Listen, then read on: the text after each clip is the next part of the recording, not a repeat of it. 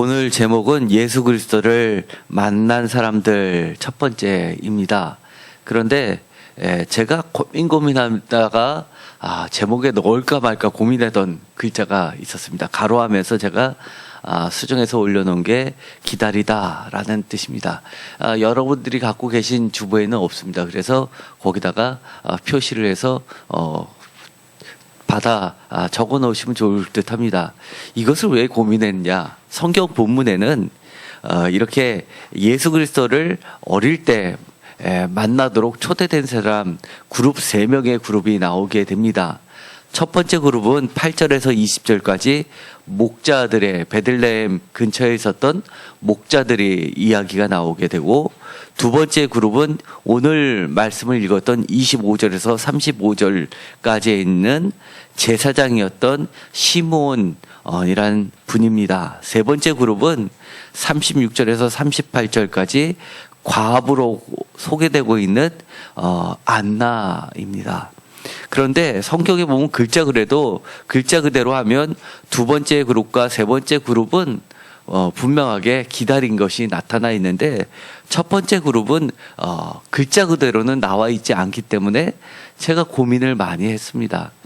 사실은 성경을 읽어보면 첫째 그룹도 주님을 분명히 기다렸던 자들은 분명합니다.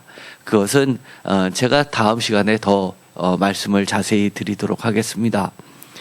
이렇게 누가복음은 여러 가지 이야기를 시작하기 전에 예수님의 탄생과 함께 예수님이 나셨을 때 아기 예수님을 볼 수 있도록 초대된 사람을 세 그룹으로 소개하고 있다는 겁니다.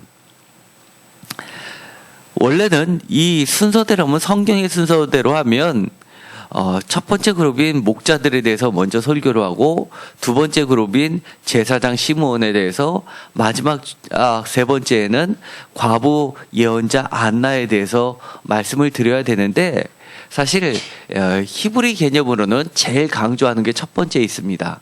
그리고 두 번째 강조는 맨 나중에 있고, 그 다음이 중간에 있는 구조로 돼 있어서 이런 개념을 가지고 설교를 하려면 이 목자들의 이야기, 두 번째 과부 예언자 안나의 이야기, 세 번째는 제사장 시므온의 이야기를 말씀드려야 하는데, 이 두 번째인 제사장 시므온의 이야기를 하면 첫 번째와 세 번째 다 설명해 놓지 않은 주요 개념들이 다 이곳에 들어가 있기 때문에 제가 어쩔 수 없이 두 번째를 먼저 선택했습니다. 그것을 감안하시고 들으시기 바랍니다.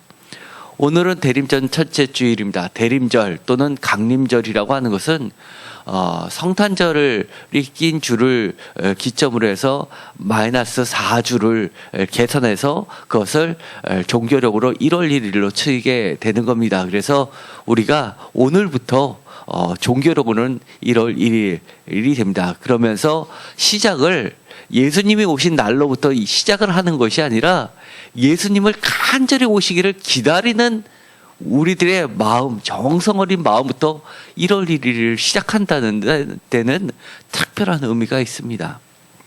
오늘의 말씀을 보면은 특별히 25절에서 35절까지 보면 제사장 시므온의 이야기가 나오게 됩니다. 시므온이라는 이름은 우리가 잘 알고 있는 사무엘이라는 이름을 떠올리면 기억하기 쉽습니다. 사무엘이 뭐였죠? 사무엘은 시옷 미음 이응해서 뒤에 엘은 하나님이고 시옷 미음은 하나님을 듣는 자입니다. 그래서 이 시므온이라는 이 이름은 뒤에 온은 작은 것을 표현할 때 온이라는 것을 많이 붙이는데, 이 시므온은 쉽게 말해서 음성을 듣는 자입니다. 누구의 음성을 듣겠습니까? 하나님의 음성을 듣는 자입니다.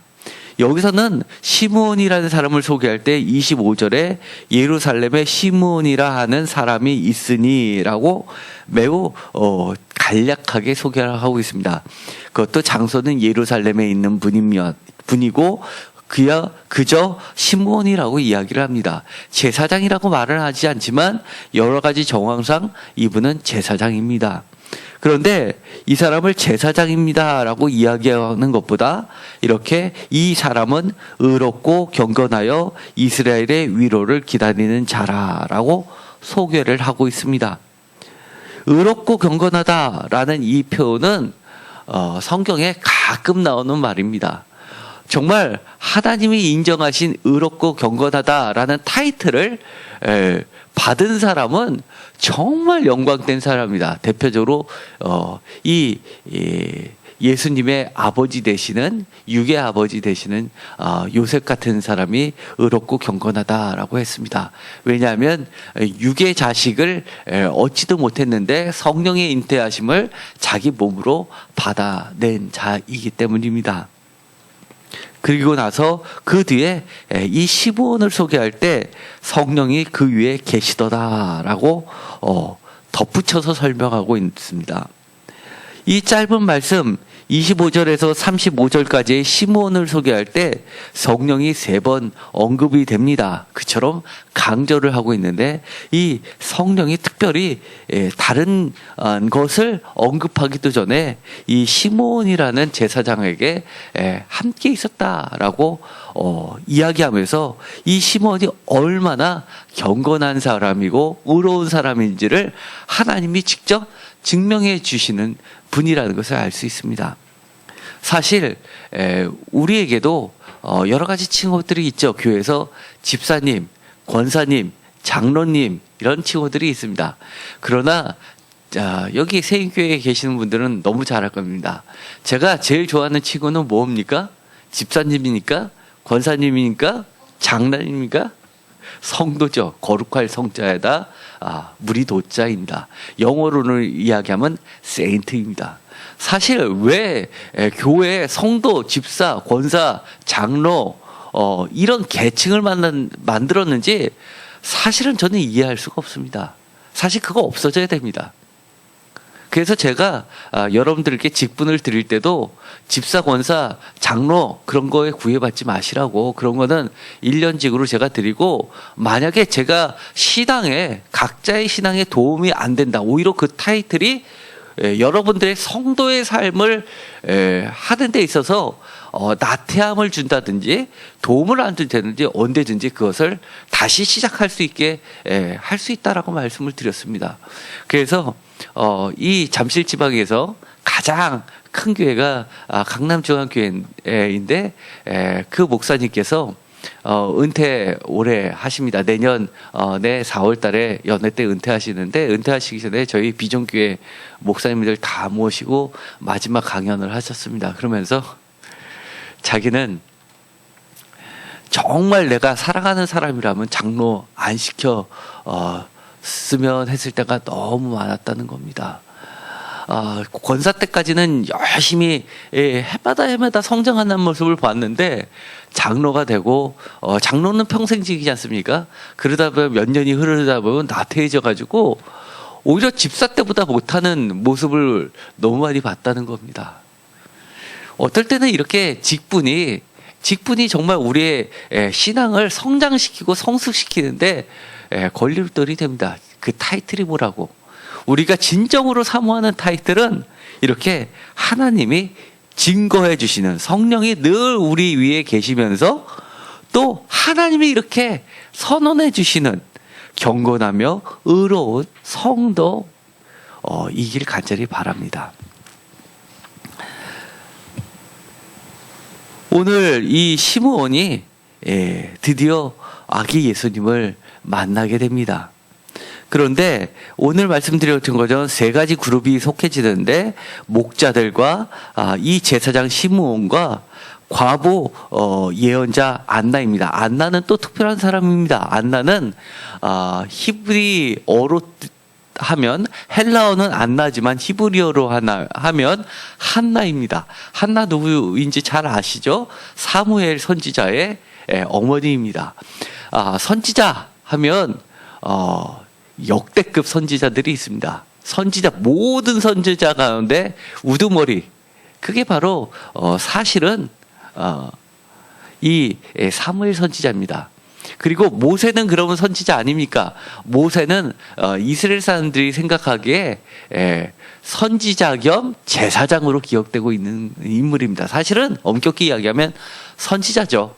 선지자인데도 불구하고 예수님께서는 세 부류에게 기름 부음을 각각 내려주십니다. 하나는 선지자, 하나는 선지자는 예언자하고도 통하고요. 또 하나는 제사장, 그리고 또 하나는 왕입니다. 그런데 이 세 명, 한 사람이면서 세 명에게 모두 기름 부음을 받아서 제사장, 왕, 선지자 이 세 개의 직분을 성경에서 취한 사람은 단 한 명도 없습니다. 만약에 그랬다면 신의 경지에 이르는다고 할 수 있겠죠. 그런데 두 개의 타이틀을 거머쥔 사람이 바로 이 모세입니다. 그 정도로 대단하신 분입니다. 반면에 우리가 후대에 와서 이 세 가지를 다 받으신 분이 계셨습니다. 유일하게 바로 예수 그리스도이시죠. 그러나 이것을 탐했던 자도 사실 있습니다. 예를 들어 다윗이었습니다. 다윗 왕은 그야말로 왕이었습니다. 그런데 사도행전에 보면 이런 말이 나옵니다. 선지자가 예언했듯이 다윗이 예언했듯이라는 표현을 하면서 했던 말이 나오는데 그 이야기는 다윗 왕을 예언자로 보는 전통입니다. 그러니까 다윗 왕도 두 개의 타이틀을 거머쥔 사람이라고 할 수 있습니다. 그러나 마지막 제사장까지는 얻지 못했죠. 왕으로서 제사장을 탐내다가 문둥병에 걸린 왕도 우리 역사상 기록이 되어 있습니다. 그 정도로 이 기름을 부었다라는 것은 정말 대단한 겁니다. 그래서 집사도 기름 부음 받은 자입니다. 어마어마한 거죠. 그런데도 불구하고 집사 위에 권사를 또 세우고 장로를 세우고, 사실은 우리가 좀 깊이 좀 따져볼 필요는 있습니다. 성경에 나오는 집사나 장로는 사실상 목회자입니다. 스데반 집사님 최초의 순교자입니다. 성경에 기록되어 있는 최초의 순교자입니다. 그 일들을 초대교보들이 하면 4세기 때 처음 기독교가 공인이 됩니다. 니케아 회의 때. 그리고 우리가 사도신경을 외우죠. 그때 만들어지게 됩니다. 그런데 그 이전까지 있었던 교부 기독교 할 때 종교 교자에다가 아버지 무자를 써서 교부라고 하는데, father 이제 쉽게 말해서 great father입니다. 아버지입니다. 이런 사람들은 누구냐 하면 1세기부터 기독교 공인되기 전에 초대 기독교 때 순교를 당하면서 이단과의 전쟁에서 우리 건강한 교리를 기독교를 지켜내면서 순교했던 아버지들을 교부라고 하는 겁니다. 그분들이 많은 역할을 하셨기 때문에 우리 오늘날의 정통 기독교가 있는 겁니다. 그런데 그런 분들이 기름 부음 받은 자들입니다. 그렇기 때문에 이 집사라는 직책은 사실은 그런 전통 안에 서 있는 겁니다. 이야기가 길어졌습니다. 아마 이 세 가지 그룹들을 이야기할 때 이런 개념들이 늘 들어가게 됩니다. 그런데 이렇게 하나님의 아들이신 예수 그리스도를 태어나자마자 갓난 아기 때 본다는 거 얼마나 큰 영광입니까? 그런데 누구나 다 볼 수 있었던 게 아니었습니다. 오늘 성경에서는 이렇게 불과 세 그룹만을 소개하고 있다는 겁니다. 그 중에서 오늘은 제사장 시므온이란 인물을 보도록 하겠습니다. 이 목자들은 사실은 왜 제가 성령과 같이 이야기를 했냐면, 목자하면 이스라엘 사람들 사이에 강하게 박혀 있는 것이 있죠. 왕입니다. 다윗 왕. 다윗 왕은 누구 출신입니까? 목자 출신입니다. 그리고 예수 그리스도를 어떻게 이야기합니까? 참 목자라고 이야기합니다. 그리고 우리들을 어린 양으로 이야기합니다. 그렇기 때문에 기름 부은 자, 왕을 대표하는 참된 왕을 대표하는 그런 예수 그리스도의 어떤 예표로서 등장했던 게 목자의 다윗 왕. 그래서 다윗 왕의 자손이라는 이름도 타이틀도 예수님은 부여를 받았죠. 그 전에 목자들이 처음에 소개되고 있는 겁니다. 그리고 두 번째 기름 부음 제사장인 시므온입니다. 그리고 세 번째는 이 안나, 한나죠. 이 한나라는 건 은혜라는 뜻입니다. 이 예언자인 안나입니다. 그런데 이 제사장 시므온은 오늘 말씀을 보면 예언을 하는 장면이 나와서 제사장 겸 예언자로도 소개되고 있습니다. 그런데 이렇게 많은 사람들 중에서 이 세 사람들, 목자들을 한 사람으로 쳤을 때 세 사람만 초대되었다는 것은 그만큼 예수님을 만나는 것 자체가 하나님의 크신 은혜라는 겁니다. 우리는 쉽게 생각하면 이렇게 생각할 수 있습니다. 뭐 그까짓 예수님이 태어났으니까 우리가 만나면 되지라고 생각할 수 있겠지만 아마 여러분들 그런 경험 많이 누구나 다 해보셨을 줄 압니다. 이 누군가를 기다려본 적 있으시죠?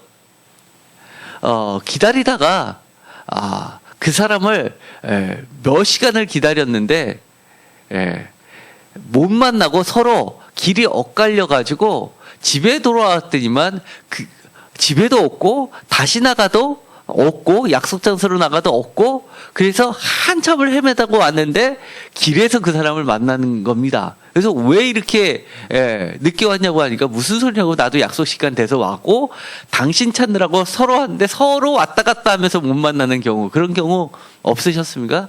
저는 있었습니다. 얼마나 기다린다고 다 만나는 것도 아닌데 정말 기다리다 만날 수 있다는 건 정말 특별한 은혜이긴 합니다. 우리 흔히 쓰는 말 중에 이 친하다라는 말이 있습니다. 예를 들어 친정, 친구 할 때 쓰는 이 친자를 보면은요, 나무 목자 밑에 있는 것이 나무 목자에 그 위에 설립자가 되어 있고 그 옆에 볼견자가 있습니다. 그래서 예를 들어 친부모 할 때 이 친자가 들어가는 것은 굉장히 가까운 사이를 이야기합니다. 어느 정도로 가까우냐면 자식이 멀리 여행을 가면 저쪽 마을 밖을 지나갈 때까지 쳐다보다가 고갯길을 넘어가면 안 보이니까 나무 위를 기어 올라가서 나무 위에서 서서 손을 이렇게 하고 진짜 안 보일 때까지 눈을 뚫어지게 쳐다보는 그 광경을 해서 이 친자를 만들었다고 합니다. 또는요, 엄마가 이 어린아이가 뛰놀 때 혹시나 넘어지지 않을까봐 뛰어놀고 흙도 만지는 것을 보면서 이 그늘 밑에서 아이를 놔두면서 놀게 하면서 나무 아래에서 꼿꼿이 서서 앉아있지도 않고 언제든지 그 아이가 넘어지면 달려갈 자세로 서서 뚫어지게 쳐다보는 걸 이 친자라고 이야기합니다. 그 정도로 이렇게 가까운 사이를 이야기합니다. 그래서 이 기다리다 만날 수 있는 이 세 사람의 부류는 그야말로 하나님께서 특별히 친하다라고 해주시는 세 그룹들이라는 겁니다. 오늘의 말씀을 보면 25절에 이렇게 소개를 하고 있는데요. 이 시므온이라는 사람은 어떤 사람이냐면 이렇게 뚫어지게 서서 바라보는 자처럼 그렇게 기다리는 자였습니다. 개역개정에는 예루살렘에 시므온이라 하는 사람이 있으니 이 사람은 의롭고 경건해서 어떻다고 했습니까? 이스라엘의 위로를 기다리는 자라라고 이야기했습니다. 그 사람은 의롭고 경건해서 다른 사람의 존경을 받는 것을 제일 기쁨으로 삼는 자가 아니라 의롭고 경건한 이유가 이스라엘의 위로를 기다리기 위해서 의롭고 경건했던 겁니다. 의롭고 경건하면 하나님께서의 직접 내려주시는 그 위로를 받을 수 있겠거니, 예레미야서에서 나온 것처럼 주님이 찾으시는 한 사람이 있다면 분명히 이 시대가 아무리 하나님의 버림을 받았다 하더라도 하나님의 위로는 반드시 찾아온다고 믿고 있었던 사람입니다. 이 하나님의 위로가 무엇입니까? 공동번역에서는 이렇게 이야기합니다. 이스라엘의 구원을 기다리고 있었다라고 이야기합니다. 사실 이 예수님이 탄생했던 시절은 깜깜한 밤입니다. 시간적으로도 밤뿐만 아니라 시대적으로도 밤이었습니다. 여러분 잘 알고 있듯이 로마의 지배를 받고 많은 사람들이 착취에 시달려 있었던 그런 시대였고, 한 가지 소망을 가지고 있었던 이 예루살렘 성전이 뭡니까? 하나님이 계시다고 하는 하나님의 임재를 나타내는 성전에서 성전을 주관하면서 예배를 주관하는 그런 제사장들도 다 썩어 있었던 시대입니다. 그래서 우리가 지금 남아있는 자료가 유일하게 1세기 말에 요세푸스라는 사람이 이스라엘의 70년에 멸망할 때 로마군의 입장에서 1등 공시를 했던 사람이 이 요세푸스라는 사람입니다. 그 사람이 유대 전쟁사도 쓰면서 그 멸망되는 상황을 자세히 기록했고, 그것이 나중에 이스라엘이 멸망하고 나서 로마 황제가 그에게 이스라엘 멸망을 예언했다고 예언자로서 높이 여겨주면서 그에게 그가 기록했던 것을 기록할 양피지에 담아서 황실 도서관에다가 두 부를 남겼던 인물입니다. 그런데 그 기록에 보면 그 당시에 제사장들이 얼마나 추잡하고 추했고 백성들을 자기의 음식처럼 자신들의 배만 불리고 했었고, 그리고 이 제사를 통해서 자신들이 마치 자치구의 왕인 채 하면서 이 타이틀을 놓고 왕이면서 또 대제사장의 직함까지 소유하려고 서로를 죽이고 물고 뜯고 했는지를 적나라하게 그려내고 있습니다. 그 정도로 깜깜한 시대였습니다. 그런데 그것이 사람들에선, 그리고 선지자들에서는 어떻게 기록이 되어 있냐면, 한마디로 하나님이 계시지 않는다라고 할 때였습니다. 말라기 3장을 한번 보시도록 하겠습니다. 말라기는 오늘날 성경에 신약과 구약을 연결해주는 마지막 선지서죠. 말라기 3장에 보면 아주 중요한 말씀이 들어가 있습니다. 3장 1절입니다. 말라기 3장 1장을 다 같이 읽겠습니다. 만군의 여호와가 이르노라, 보라 내가 내 사자를 보내리니 그가 내 앞에서 길을 준비할 것이요 또 너희가 구하는 바 주가 갑자기 그의 성전에 임하시리니 곧 너희가 사모하는 바 언약의 사자가 임하실 것이라 라고 되어 있습니다. 여기 보면 무엇이 들어가 있냐면요, 왜 이 구절이 그렇게 중요하냐면, 너희가 구하는 바 주가 갑자기 그의 성전에 임하시리니 라는 말씀입니다. 이 이야기는 뭐냐면, 이미 말라기의 시대, 말라기 하면 주전 4세기 정도로 봅니다. 이미 이때 사람들은 뭐라고 공식적으로 이야기를 하고 있었냐면, 하나님의 영광이 그들의 성전에서 이미 떠나고 안 계시다라고 공식적으로 인정한 시대라는 겁니다. 그래서 언제 다시 떠나신 하나님께서 예루살렘 성전으로 다시 오실지를 기다리고 있었던 시대입니다. 예수님께서 이 베들레헴을 거쳐서 베들레헴에 나시고, 베들레헴에서 오늘 본문이 있을 때 22절에 모세의 법대로 정결례식이 날이 차서 아기를 데리고 예루살렘에 올라가니, 예루살렘에 갔다는 이야기는 하나님께서, 떠나신 하나님께서 다시 예루살렘 성전으로 오셨다는 표식이 되는 겁니다. 그래서 이 시므온의 이야기를 읽을 때 머릿속에 반드시 기억해야 되는 것은, 떠나신 하나님께서 다시금 성전에 오셨다는 겁니다.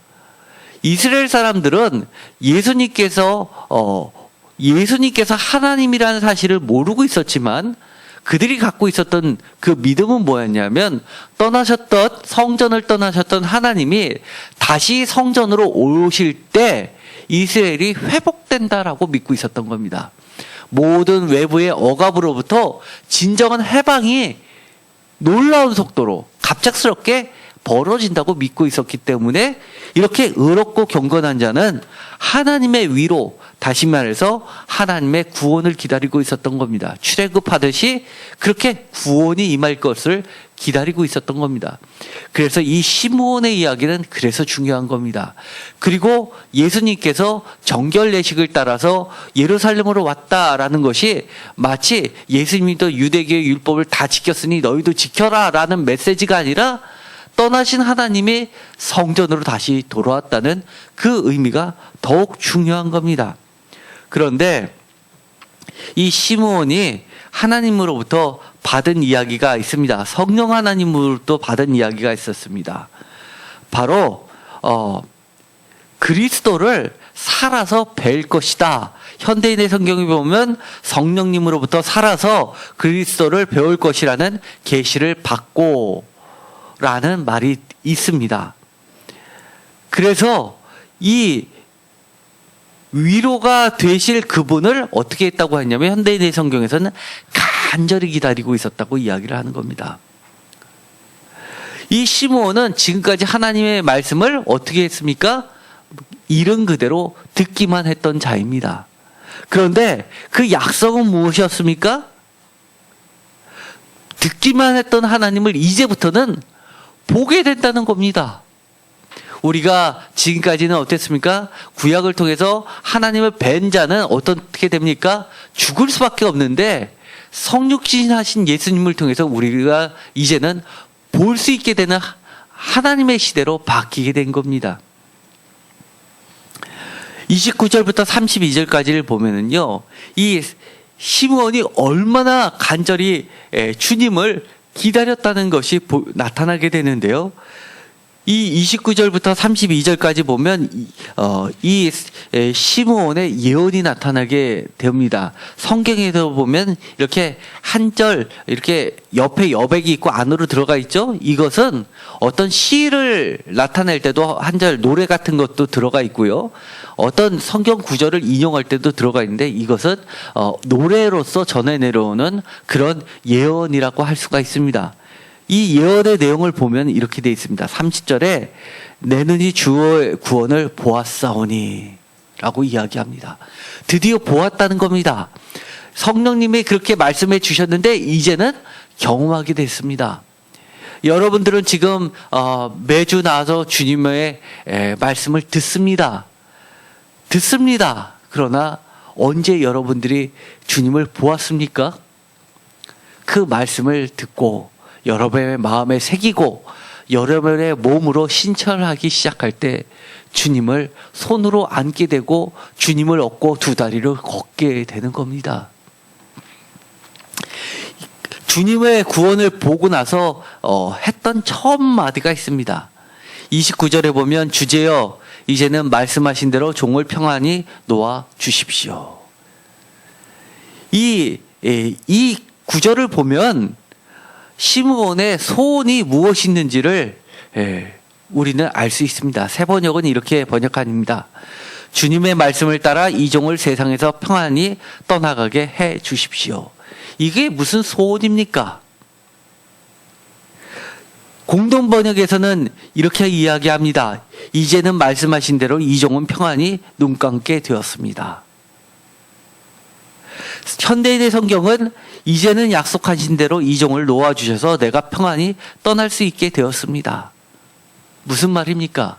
이 사람의 평생 소원, 이 사람이 지금도 운동하면서 건강을 지키면서 하나님의 말씀대로 하면서 모든 희노애락 그런 즐거움을 쫓아가지 않고 성전에서 그렇게 경건하게 생활했던 단 한 가지 이유, 내가 살아서 주님을 만난다, 보게 된다라는 그 말씀을 지키기 위해서 그것을 붙잡고 지금까지 살아왔다는 이야기입니다. 이제 그것이 이루어졌으니까 내가 내일 죽어도 오늘 죽어도 나는 원한이 없다는 말이 되는 겁니다. 여러분의 삶들은 그렇습니까? 여러분은 하나님을 진짜로 만나게 되면 더 이 세상에 다른 소망은 없습니까? 저도 제 자신한테 늘 그것을 묻습니다. 내 진정 소망은 무엇인가? 나는 무엇을 위해서 이 땅에 살고 있는가?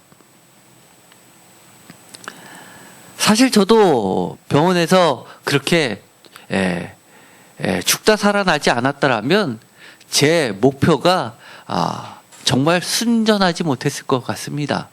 그러나 제가 주님의 앞에 갈 때 정말 회개 기도를 한참 하고 있는데 하나님께서 예수님께서 음성으로 들려주셨습니다. 내가 너를 지금 데려가든 더 살게 하든 나에게 무슨 유익이 있겠냐.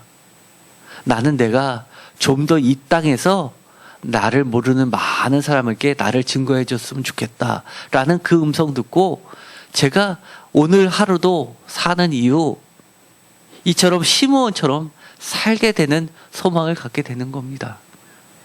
여러분들도 그런 소망으로 살게 되기를 간절히 바랍니다. 우리의 소망, 우리가 갖고 있는 소망 사실 너무나 많지 않습니까? 이제부터는 조금씩 잘라내시기 바랍니다. 집사가 되셨으면 성도 때 있었던 여러 가지 목표들 중에서 어느 정도 정리를 하십시오. 권사가 되면 집사 때보다 더 정리를 하십시오. 장로가 되면 권사 때보다 더 정리를 해서 정말 주님이 불러주시는 목사는 아니지만 예언자가 되셨다면 이렇게 안나처럼 평신도지만 성전에서 그렇게 기도하시는 기도의 어머니가 되신다면 다른 소망 없이 한 가지 소망만 가지고 사는 하나님께 인정받는 사람들이 되십시오. 그러라고 우리가 집사되고 권사되고 장로 되면서 자꾸 우리가 어떤 목표를 달성하라고 주는 것이지 이렇게 올라가서 마치 회사에서 과장되고 차장되고 부장되고 상무 달고 부사장 되고 사장 되고 회장 돼서 밑에 직원에게 시키는 사람 되는 거 아닙니다. 정말 내가 봤을 때 권사는 이 교회에서 가장 많이 봉사하는 사람이라고 모두 다 인정해야 됩니다. 만약에 내가 집사보다도 못하면 내 스스로 내 내년에는 집사 될래요. 더 훈련해서 권사 될게요. 집사는 받더니만 나보다 더 열심히 교회 와서 기도하시는 성도가 계시다면 창피해서 저 내년에는 성도부터 다시 시작할래요. 사실 이런 자세가 가장 아름다운 성도입니다. 그런 사람들이 저한테 와서 그렇게 먼저 이야기하면 제가 잘하셨네요. 집사하세요. 성도하세요. 그러겠습니까? 그런 정도 되신다면 아닙니다. 그런 분들 우리 교회에 당신 같은 사람은 없습니다. 사실은 더 높이 세웠어야 되는데 죄송합니다. 그러겠지요. 정말 저한테 인정받는 거 아무 의미 없습니다. 저도 제가 제일 두려운 거 나중에 하늘나라 가서 누구누구 집사보다 못한 목사야 이럴까봐 저는 무섭습니다. 그래서 우리 교회에서 제일 많이 헌금하고 제일 많이 기도하고 제일 많이 봉사하는 사람이 여러분들이 느끼기에 우리 교회 사모님 목사님보다 더한 사람이 있어 라고 하면 저는 행복할 뿐입니다. 그런데 이 성경은 이것으로 끝나지 않고 시므온을 여러 가지로 이야기해 주고 있습니다. 시므온이 이렇게 예언하는 것이 있습니다. 이 예수님을 보면서 했던 말, 만민 앞에 예비하신 것이요 이방을 비추는 빛이요 주의 백성 이스라엘의 영광입니다 라고 이야기합니다. 이것을 공동 번역은 이렇게 번역합니다. 31절에는 만민에게 베푸신 구원을 보았습니다. 32절 그 구원은 이방인들에게는 주의 길을 밝히는 빛이 되고 주의 백성 이스라엘에게는 영광이 됩니다. 현대인의 성경은 더 사실 공동 번역보다는 더 정확하게 번역했습니다. 주의 길을 밝히는 빛이라기보다는 이방인들에게는 주님의 뜻을 보여주는 빛입니다. 예수님은 하나의 도구가 아니라 그 자체가 빛이기 때문입니다. 그래서 사실은 개역 개정이 사실 번역이 제일 잘 되어 있습니다. 이방을 비추는 빛 그 자체입니다. 우리는 예수님을 보면 우리 삶의 빛이고 또 예수님만을 따라가야지, 빛을 따라가야지 다른 곳을 따라갈 수 없습니다. 결국 주님을 따라가는 삶을 살 때 어떻게 되냐면 하나님께도 영광을 돌리고 선택받은 구원의 백성들, 참 이스라엘 사람들의 모든 영광이 되는 겁니다. 여러분들도 어떤 영광을 바라고 있습니까? 혹시 하나님께 돌려드릴 영광을 내가 훔치고는 있지 않습니까?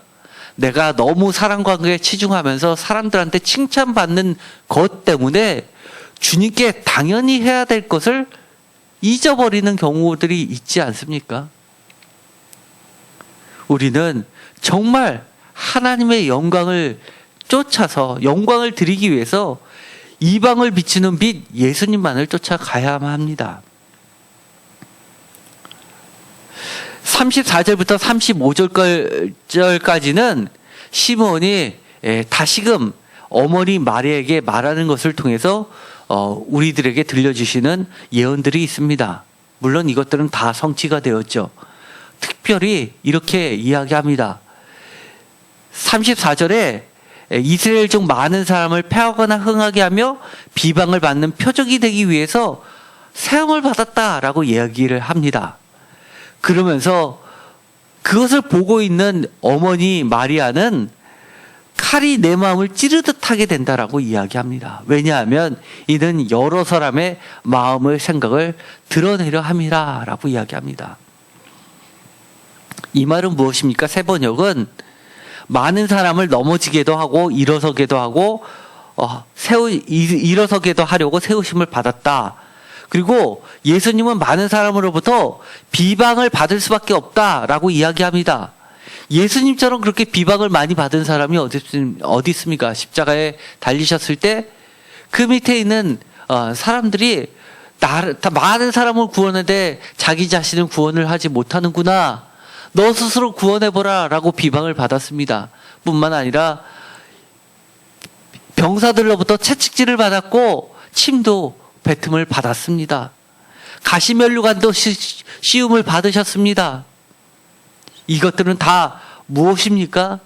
많은 사람들의 깊은 마음속 생각들을 드러내는 과정이었던 겁니다. 현대인의 성경은 이렇게 이야기합니다. 숨겨진 생각은 다 드러날 것이며 라고 이야기합니다. 우리가 사실 지난 과정을 보면서 어떤 하나를 건드리고 나니까 평소에는 저럴 것 같지 않았던 사람이 온갖 악을 토해내면서 그전에는 정말 신앙이 좋았던 사람인 줄 알았지만 신앙인으로서는 도저히 할 수 없는 말들을 내뱉는 것들을 우리는 들어왔습니다. 내가 번 돈 어디다 갖다 11조 하냐고. 내가 번 돈입니까? 하나님이 주신 돈 중에서 하나님의 주권을 인정하기 위해서 우리가 하나님께 다시 돌려드리는 게 11조 아닙니까? 그런데 자기가 내는 금액이 다른 사람보다 크다고 감히 어떻게 그런 말을 합니까? 우리는 적지 않게 아주 사소한 일에 대해서도 많은 자신의 감추어졌던 악들이 드러납니다. 우리는 그것들을 볼 때 그 사람이 나쁘기보다는 그 사람을 지배하고 있는 악을 실체를 명확히 보고 그 사탄을 몰아내도록 기도를 해야 됩니다. 교회 안 나오는 사람 다 이유가 있습니다. 내가 교회 갔더니만 저런 모습 때문에 내가 교회 안 다닌다라는 말 제일 많이 듣습니다. 사실 그런 게 하늘나라 갈 때 하나님 앞에서 이유가 됩니까? 이유 안 됩니다. 그렇다 하더라도 그 사람은 하나님 앞에 나왔어야 되는 겁니다. 물론 그 사람이 했던 말, 그 사람을 못 나오게 이유를 제공했던 사람도 하나님 앞에 갔을 때 분명히 심판을 받겠지요. 그건 우리들의 몫입니다. 그러나 우리는 기도해야 됩니다. 저희가 부족해서 그 사람들을 그랬다면 하나님 용서해 주십시오. 그럼에도 불구하고 하나님 은혜를 주셔서 저 사람이 하나님을 만날 수 있게 하나님께서 은혜를 부어 주셔서 그 모든 것을 떨치고 다시금 교회에 나올 수 있다. 나와서 하나님께 영광 돌리게 해달라고 기도를 끊임없이 해야 되는 겁니다. 다 이유 있습니다. 심지어 사람들은 좋은데 내가 바빠서 못 나온다라는 것도 이유입니다. 다 이유 있습니다. 이유 없는 사람 없습니다. 그럼에도 불구하고 우리는 하나님 앞에 모두 우리 숨겨진 죄악들을 꺼내놓고 용서를 구할 때만 우리가 비로소 구원받게 되는 겁니다. 가끔 이러신 분이 있습니다. 왜 설교할 때 자기 얘기하냐고.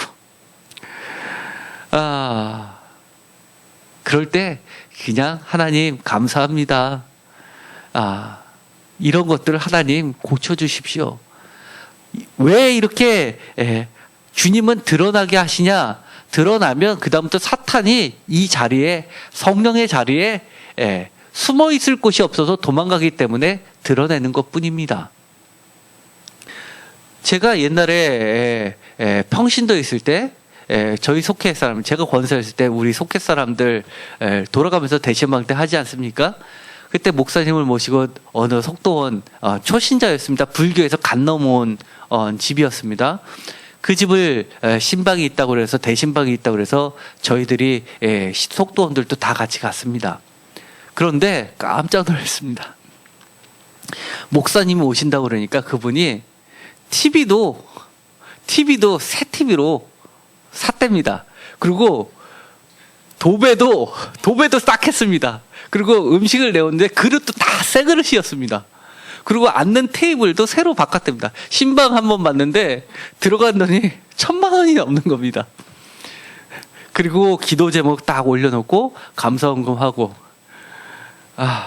그래서 저희가 이게 불교식인가? 그러면서 마치 목사님한테 대접할 때 하나님을 대접하듯이 그렇게 대접을 했습니다. 그러나 우리는 초신자건이 생각하고 열심히 기도해주고 왔습니다. 제가 신방할 때 어떻게 했습니까? 저는 받는 것보다 제가 선물을 갖고 갔던 게 우리 신방 모습 아니었습니까? 근데 저는 여러분들이 제가 신방 간다고 할 때 그렇게 안 했으면 좋겠습니다. 그런데 놀라운 일이 1년 후에 그분이 금요철학 시간에 교고 순서가 되니까 그 간증을 했는데 어떤 간증을 했냐면 신방 오시고 나서 그 집이 놀라운 속도로 달라졌답니다. 그러면서 자녀도 공부를 잘하게 되고 그리고 사업도 훨씬 몇 배로 성장하고 뭐 이런 간증을 했습니다. 제가 그거 앉아서 그 얘기를 들으면서 깜짝 놀랐습니다. 그리고 나서 그분이 성가대도 그 다음에 하기 시작했습니다. 하나님께서 뭘 보신 겁니까? 자의 모습이 우리 눈에 익숙하든 익숙하지 않든 옳든 그르든 간에 뭘 보신 겁니까? 그 사람의 간절한 마음을 보신 겁니다. 우리에게는 그런 간절함이 있습니까? 아니, 그 사람보다 더한 간절함이 오늘 이렇게 소개되고 있습니다. 시므온은 뭐라고 그랬습니까? 주님을 보고 나니까 내가 더 살지 않아도 감사하다는 겁니다. 내 영혼을 평안히 보내주셔서 감사하다고 그렇게 이야기를 합니다. 그게 바로 대림절에 우리들이 반드시 놓치지 말아야 할 하나님의 메시지입니다. 성령님께서는 이렇게 이야기합니다. 올 한 해 너희들이 얼마나 간절한 심정으로 교회를 찾아왔고 얼마나 간절한 심정으로 나를 찾았느냐라고 물으시는 겁니다. 다 못 찾았더라면 이 대림절을 맞아서 새로운 새해에는 정말 시므온보다 더 간절한 마음으로 하나님을 간절히 기다리고 하나님께 간절히 기도하고 예배드리면 주님께서 다시 오실 날을 그렇게 기다린다면 우리의 삶은 하늘나라의 생명책에 모든 사람들이, 예를 들어 김성순 권사, 이는 경건하고 의로운 사람이라 성령이 늘 가까이 계시더니 라고 기록될 겁니다. 정말 그렇게 한다면 이현주 집사, 이 사람은 경건하고 의로운 자다, 성령이 늘 함께 계시더니, 이렇게 귀로만 듣더니 이제 나를 두 눈으로 보고 나를 두 손으로 껴안게 되는구나 라고 이야기하지 않겠습니까? 정말 그렇게 됐으면 좋겠습니다. 오늘 시몬의 이야기를 들으면서 내가 다 아는 예수님, 십자가에 달려 돌아가시고 예언하셨던 분, 이렇게 받아들이지 마십시오. 이렇게 받아들이지 마십시오. 주님께서 다시 찾아오셨고, 떠나가셨던 주님이 찾아오시면서 그 많은 사람들 중에 초청했던 몇 안 되는 그런 사람이었다는 것. 그를 통해서 예수님이 왕으로서, 제사장으로서, 그리고 예언자로서 기름 부음 받았었던 그 대표 속성의 한 사람으로서 초대받은 사람이었다는 것 기억하시고, 우리도 성령의 기름 부음을 받는 그런 귀한 하나님을, 예수님을 기다리는, 간절히 기다리다 만나는 사람들이 모두 되기를 소망합니다. 기도하겠습니다. 빛으로 오신 주님, 우리가 다른 데 가서 밤에서 헤매지 않게 하시고 오직 예수 그리스도의 빛을 쫓아가는 경건하고 의롭고 성령이 늘 함께 계시고 하나님을 기다리다가 만나는 자들이 되게 하여 주옵소서. 이 세상을 살 때 정말 주님 만난 것 때문에 더 이상 살지 않아도 여한이 없다라고 고백할 수 있는 그런 진실된 사람들 모두 되게 하여 주옵소서. 예수 그리스도의 이름으로 기도드렸습니다. 아멘.